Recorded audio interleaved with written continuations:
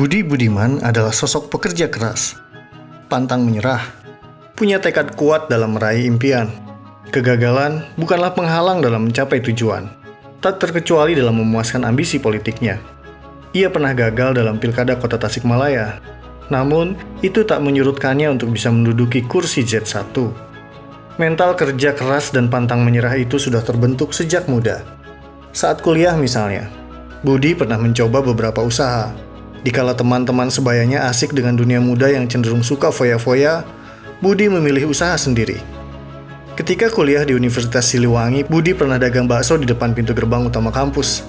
Setiap subuh, pergi ke pasar membeli daging, membuat bakso sendiri. Pernah juga bisnis bordiran, usaha sablon, sampai jualan buku. Belanja buku ke Bandung, lalu dijual ke teman-teman. Ujar Budi saat memberi materi dalam orientasi mahasiswa baru Universitas Siliwangi 2017 di Gedung Mandala Unsil Selasa 8 Agustus 2017 silam. Memasuki dunia kerja, karir Budi terbilang cemerlang. Sebelum terjun ke dunia politik, pria kelahiran 27 April 1965 ini dikenal sebagai karyawan dan pengusaha bertangan dingin.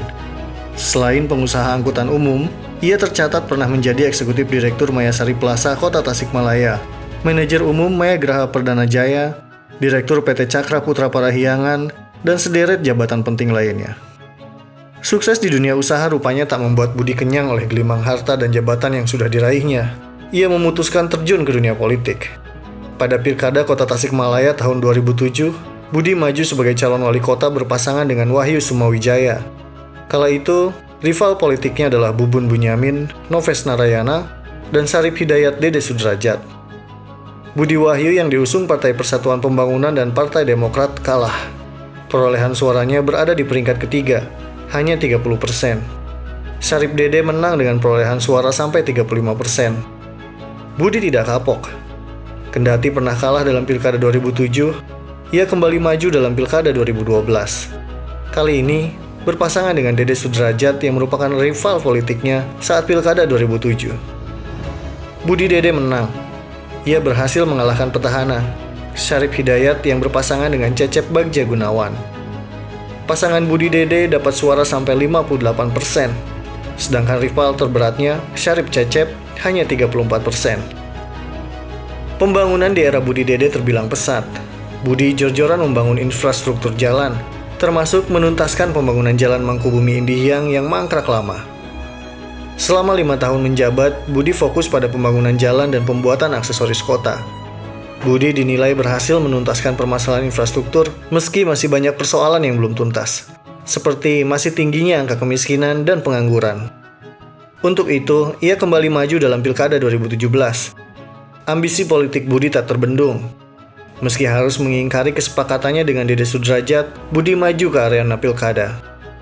Dalam kesepakatan yang dikuatkan dengan akta notaris ini, salah satu isinya adalah Budi akan memberikan kesempatan kepada Dede Sudrajat untuk menjadi calon wali kota dari Partai Persatuan Pembangunan.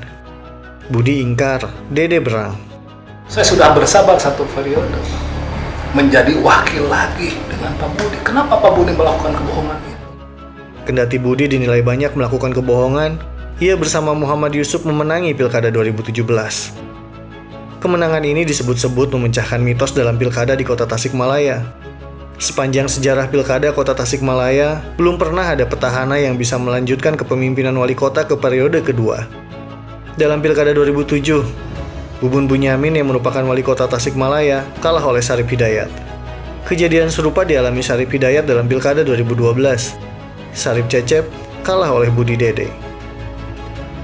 Budi Budiman yang merupakan petahana kembali mendapat suara terbanyak. Ia bersama Muhammad Yusuf dilantik sebagai wali kota dan wakil wali kota Tasikmalaya periode 2017 sampai 2022. Namun, di tengah perjalanan, Budi tersandung masalah. Seketika perjalanan hidupnya menjadi buram.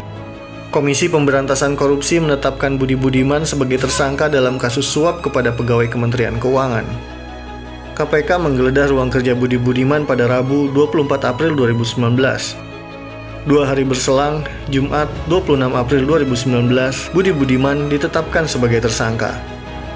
Setahun lebih setelah ditetapkan sebagai tersangka, Jumat 23 Oktober 2020, Budi Budiman ditahan KPK.